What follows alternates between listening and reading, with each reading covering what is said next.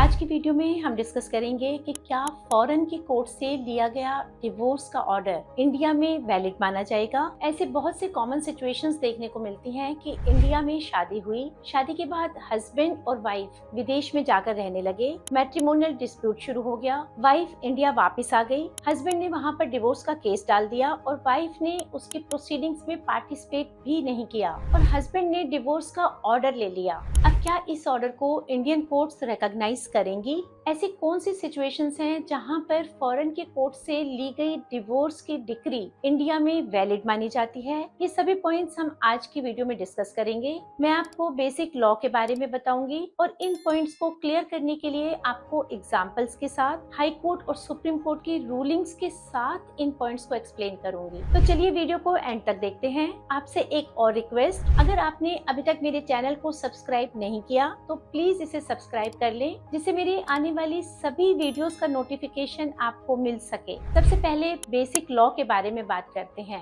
India में foreign judgements को recognise करने का जो लॉ है वो section 13 code of civil procedure में दिया गया है, जो ये कहता है कि सभी फॉरेन की जजमेंट्स इंडियन कोर्ट्स पे बाइंडिंग नहीं होती। इंडियन कोर्ट्स को ये देखना होता है कि क्या जो ये ऑर्डर फॉरेन की कोर्ट ने पास किया है उसे प्रॉपर ज्यूरिसडिक्शन था। दूसरा, क्या पार्टीज को फेयरली सुना गया, यानी दोनों पार्टीज ने इसमें पार्टिसिपेट किया। कहीं ऐसा तो नहीं कि फॉरेन की जजमेंट को किसी फ्रॉडुलेंटली तरीके से लिया गया हो। और सबसे इम्पोर्टेंट बात कि फॉरेन की कोर्ट ने जो जजमेंट पास की है, जिस ग्राउंड पे पास की है, क्या उस ग्राउंड को इंडियन लॉ रिकॉग्नाइज करता है। अब मैं आपको एक ऐसी सिचुएशन बताती हूँ जिसमें फॉरेन की कोर्ट से दिया गया तलाक इंडिया में रिकॉग्नाइज किया जाएगा, वैलिड माना जाएगा। इंडिया में शादी हो गई, शादी के बाद हस्बैंड और वाइफ यूएस चले गए, वहाँ पर दोनों में लड़ाई झगड़े होने शुरू हो गए। हस्बैंड और वाइफ दोनों इस सेटलमेंट पे पहुंचे कि वे म्यूचुअल कंसेंट से डिवोर्स लेंगे। उन्होंने डिवोर्स का केस यूएस की कोर्ट में डाल दिया।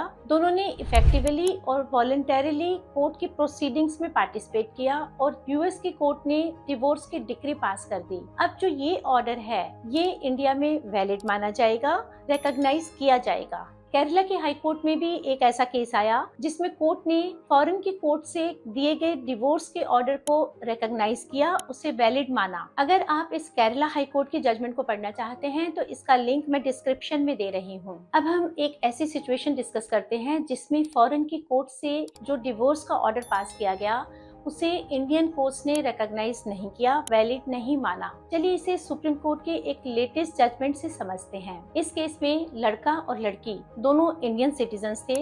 उनकी शादी 2005 में मुंबई में हुई। उसके बाद वो यूएस चले गए। वहाँ पर जाकर उनमें आपसी मतभेद होने लगे। 2008 में वाइफ ने डिवोर्स की प्रोसीडिंग्स यूएस की कोर्ट में डाल दी। हस्बैंड ने यूएस की कोर्ट का जो ज्यूरिसडिक्शन है उसको चैलेंज किया और एक रिटन स्टेटमेंट फाइल की, ये कहते हुए कि इस कोर्ट को कोई ज्यूरिसडिक्शन नहीं है। लेकिन हस्बैंड ने ट्रायल में पार्टिसिपेट नहीं किया। 2009 में यूएस के कोर्ट ने इर्रिट्रीवेबल ब्रेकडाउन ऑफ मैरिज के ग्राउंड पर डिवोर्स का ऑर्डर पास कर दिया। लेकिन सुप्रीम कोर्ट ने इस ऑर्डर को इंडिया में वैलिड नहीं माना, क्योंकि जिस ग्राउंड पर ये ऑर्डर पास किया गया था, यानी इर्रिट्रीवेबल ब्रेकडाउन ऑफ मैरिज, ऐसा कोई भी ग्राउंड हमारे हिंदू मैरिज एक्ट में एग्जिस्ट ही नहीं करता। अब इन केसेस से और कोर्ट के जजमेंट से ये क्लियर हो गया है कि अगर दोनों पार्टीज वॉलंटरली और इफेक्टिवली ट्रायल कोर्ट के प्रोसीडिंग्स में पार्टिसिपेट करती हैं और जो ऑपोजिट पार्टी है वो कोर्ट ने जो रिलीफ ग्रांट किया उसे एक्सेप्ट कर लेती है और ये जो रिलीफ मिला है वो उस ग्राउंड पर है जिसे इंडियन लॉ रिकॉग्नाइज करता है।